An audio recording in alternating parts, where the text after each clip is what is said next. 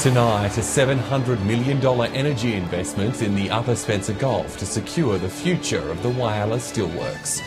And a new look and a new name for a vital support service across our region. This is Southern Cross News with Fraser Goldsworthy. Good evening. The owner of the Whyalla Steelworks will spend $700 million on energy projects over the next 5 years to shore up critical supply. GFG Alliance says the company needs to bring down costs to ensure it can become a competitive business. For the Whyalla Steelworks, power is the most crippling problem. The rising cost of electricity makes up a significant chunk of the cost of steel. It can be as much as, especially with current prices, it can be as much as 20% of the cost of steel. GFG is now set to revolutionise the facility's power supply. It'll spend $700 million on power projects that'll deliver up to 1 gigawatt of power.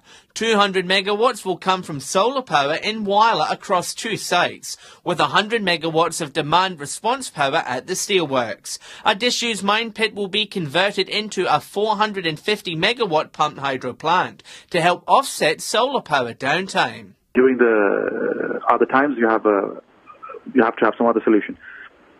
So that solution comes in Whyalla through this pumped hydro scheme. He also wants a national solution to our looming energy crisis, warning the current system is unsustainable. We cannot have steel and aluminium and all these high energy consuming industries can't survive if we have to pay the kind of power prices we are. Whyalla's mayor says the activity will provide a surge in job opportunities. We'll create work in the building of what's happening, but also it just gives support. Our local MPs are confident local households will be able to tap into excess power. And that will put downward pressure on wholesale electricity prices over the coming years. Mr Gupta's bought this plant and we need him to make it run at a profit so it can be there for generations. John Hunt, Southern Cross News. Meantime, Zen Energy has committed to developing a 100 megawatt battery in Port Augusta to be located near the old Alinta power station. It says the battery will be a similar size to Tesla's battery, which is being built in Jamestown. It's set to cost over $100 million and will be up and running by early 2019. The easiest starting point is Port Augusta. And also Zen had done a lot of work on that already. So it was already a project which was well advanced. So it's just a question of completing that project. The federal government has joined calls for the Joy-Baluk Bridge to be improved. Infrastructure Minister Darren Chester has labelled it an urgent issue of safety, saying Port Augusta pedestrians are at risk. In strong winds and just inches from trucks rushing by, the Federal Infrastructure Minister experienced the unnerving walk across the bridge Port Augusta locals are forced to endure every day. And you can read as many reports as you like until you actually get out there and see what's going on and get a better appreciation of the concerns. Undoubtedly we have a safety issue here. After an invite from the federal member for Grey, Darren Chester visited the region to see the state of the Strzelecki track and the Joy-Baluk Bridge for himself. There's no separation really between pedestrians and cyclists and the heavy vehicles that use the bridge. We need to do better. We can do better. We need to do better. I'm calling on the state government to help us do it. There's nobody walks across that bridge, rides across that bridge, uses the go for go across that bridge that thinks the current situation is safe and adequate, and certainly I don't. With options on duplicating the bridge to 4 lanes of traffic or separating the walkway from traffic altogether, the minister believes the state government needs to produce an engineering report on how to improve pedestrian safety, and fast. I'm disappointed it's taken several months and I still haven't seen any solutions from the state government in relation to their own asset. Whatever. Well, how about our bridge here at Port Augusta, which is actually a real safety issue? All we need is an engineering report. So it's about ramping that pressure up. It's funny that they can spend $167 million to save 2 minutes on the O-Bahn. What's a life worth? Amelia Simpson, Southern Cross News. 3 high schools across the region are set to receive funding as part of the state government's Building Better Schools program. The local communities say the money will go a long way in improving classroom facilities.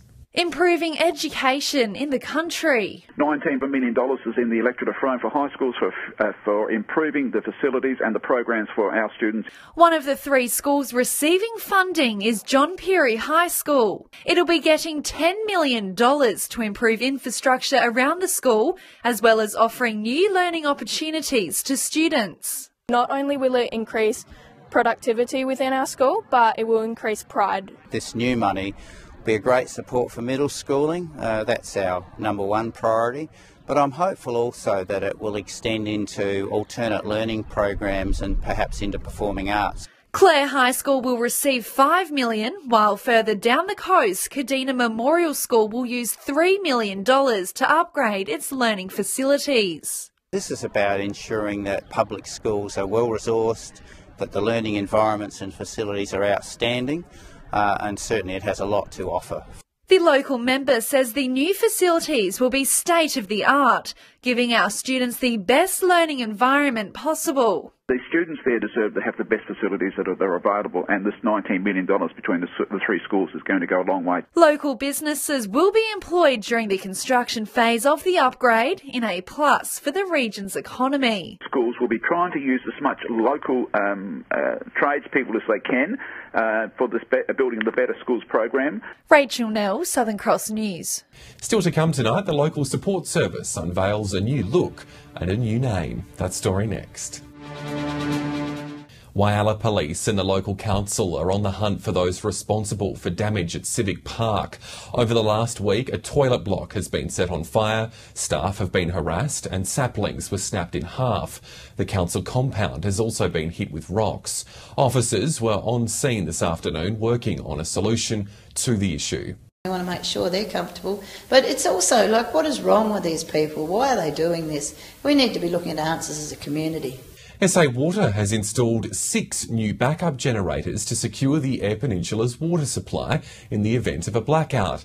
The investment follows last year's catastrophic statewide blackout, which crippled the region for days. Just over 12 months ago, a storm front rolled across SA, causing widespread blackouts, cutting off communications and power supply. Everything without backup generation failed, except the water, but even that was running dry. We were fortunate in that September blackout that the weather was cool, but in the future we may not be as lucky. Port Lincoln would have faced life-threatening danger had the blackout occurred during summer, the near miss causing SA Water to enforce a backup plan for the region. Our customers are totally reliant on safe and reliable water. So it's really important that we have this sort of insurance, as you like, to provide water to our customers.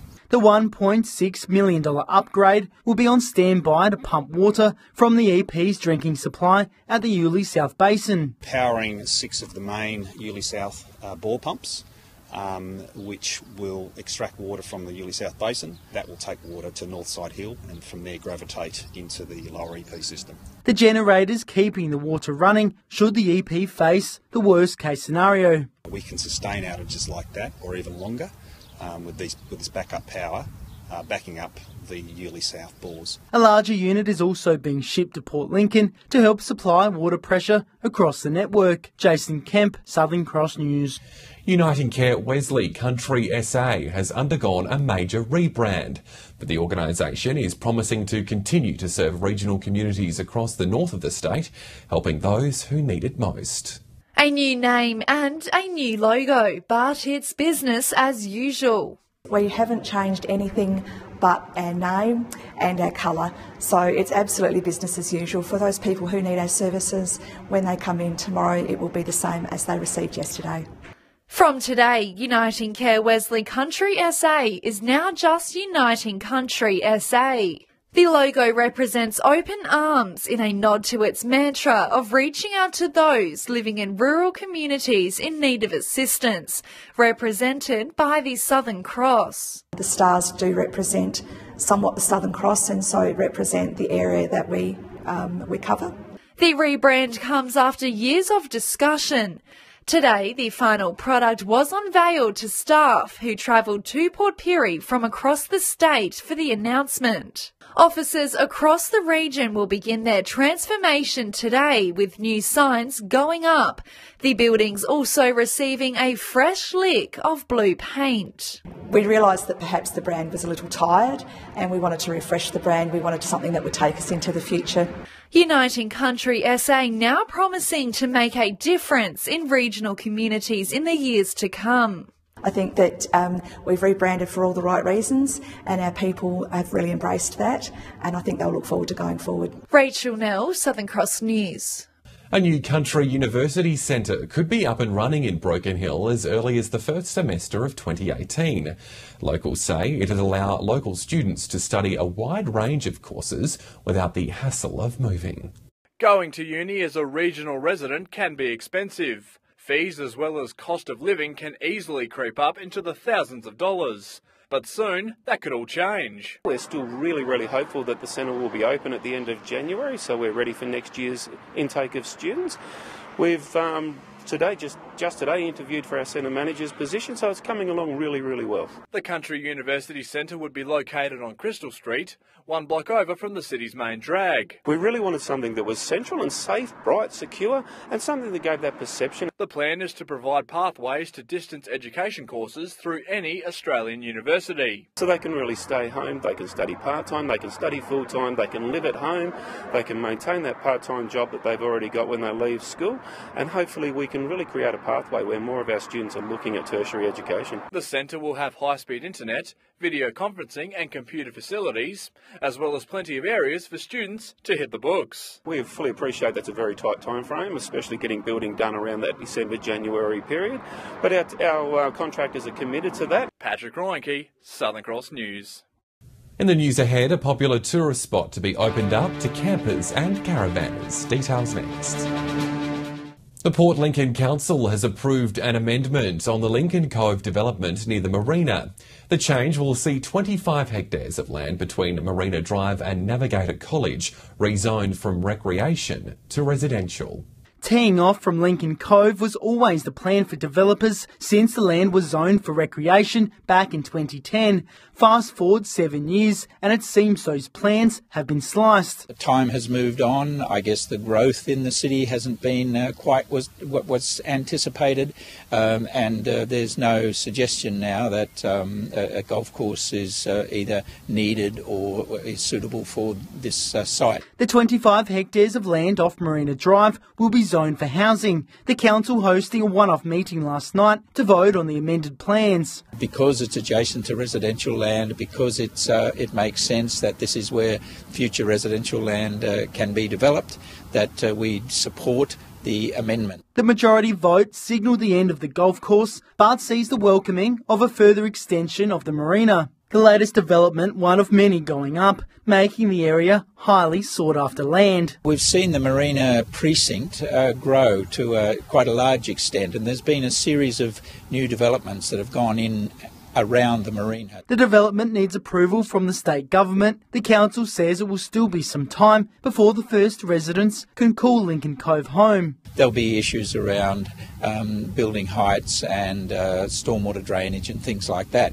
But a good spot right by the marina. Jason Kemp, Southern Cross News.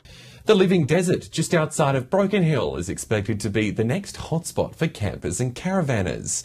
The idea to open up the popular tourist facility has slowly taken shape over the past 7 years.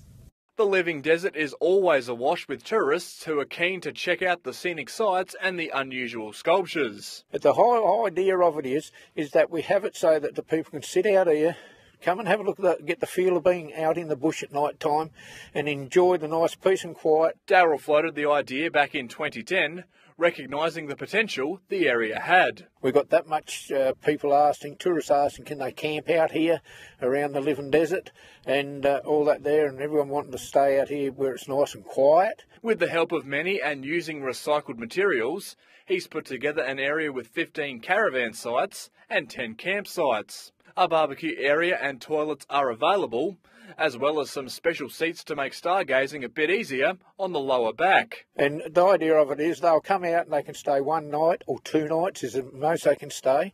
We're not in competition with nobody else. There's also a plan to create a walking trail through the hills so visitors can get out and get in touch with their outback side. A special launch of the campsite will be held on Saturday. Patrick Roinke, Southern Cross News. To the region's sport now, and while footy and netball have wrapped up for the season, things are starting to heat up on the courts and fields with basketball and even some softball. Amelia Simpson joins us now, and Amelia, how are our teams tracking so far? Fraser, it's early days in the region so far, as most teams are only on their second to third game. But with some consistent wins, some of the top-ranking teams are already starting to emerge. In the early stages of their season, the women's A grade is seeing who's showing their strength. Falcons Black won its second game for the season after defeating Spartans last week. Big scores, however, from Spartans this week, almost doubling Spartans Grey, who are sitting at the bottom of the ladder. In Port Pirie's women's competition, the Pacers gained an 18-point lead over Pacers White. A closer second game, the Globetrotters secured their place at the top with a close 5-point win over Patriots. In the men's, Pacers gained an early 3-point lead over Tomcats, setting the scene for the rest of the game, polishing off a 17-point lead. Not the case with the Ducks, however. They trailed behind Globetrotters until the second quarter, where they maintained a lead by a couple of points to finish up with a 5-point win. In Whyalla women's games, wins for Titans and a big scoring for Demons won. In the men's, a 4-point win for Rupina, and Demons defeated Bevan by 13 points. In Port Lincoln's men's, Peckers Yellow and Lincoln South's Yellow downing their opposition, but Peckers Green and Lincoln South's both tied on 38 points. In the Silver City, Sumton Boys dominated Rel's team, with top scorer Dustin Stevens shooting 23 points for his team. Free ballers couldn't stand up to North Bulldogs, and wins from Lost Ramjets and Suns men. In Whyalla's softball, the weekend's ferocious wins weren't enough to stop Spear's quadrupling Roadrunners' score 12-3. And to baseball in Whyalla, the Roadies nearly took the win in the last innings, but Indians managed to just stay on top. So it's great to see that commitment despite the wild weather we've seen over the weekend, and our basketball teams get off to a great start. Now, if you've got some local sports results you want seen here, drop us a line at localsport@sca.com.au. Fraser? Thanks, Amelia. Amelia Simpson reporting there. Well, stay with us. After the break, Nicole will have all the local weather details. Plenty of blue sky on offer today. I'll have all the details next. Welcome back to the weather now. A bit of a change today after yesterday's soaking. Clear skies in Port Augusta and Whyalla for a top of 21. Still pretty cool in Port Lincoln for 20, 22 in Broken Hill and Port Pirie, and spot on 20 degrees in Adelaide. Having a look at the satellite, patchy cloud in the south with unstable southwesterly winds is generating showers and the odd storm. On the Gulf waters, winds will be up to 15 knots tomorrow. Seas a bit calmer at around 1 metre. Sunrise at 6:20, sunset pushing closer to 7:50. Clear skies continuing tomorrow, edging back up towards the 30s in Port Augusta. A maximum of 25 on the way for Whyalla. 22 the top in Port Lincoln and Coffin Bay, and hanging around the same temperature in Adelaide as well. The sunny weather will be cut short in Port Lincoln, with showers on the way Thursday. A similar story in Cleve, but finding up for the weekend, and heading for a lovely 27 on Saturday in Woodner after the odd shower. A few showers about in Whyalla as well later this week. A little cooler too for 21 on Friday. A similar story for Port Augusta and Kadina. And it's looking much the same weather-wise in Port Pirie. Clare will dip down below the 20-degree mark on Friday. And it's sunny for the next few days in Broken Hill. A bit of cloud about by the week's end before showers set in. So plenty of sunshine on the way over the next few days, but a different story for the weekend. Fraser? Thanks, Nicole, and that's all the news to now. Thanks for your company. I'll have updates later. Until then, good night.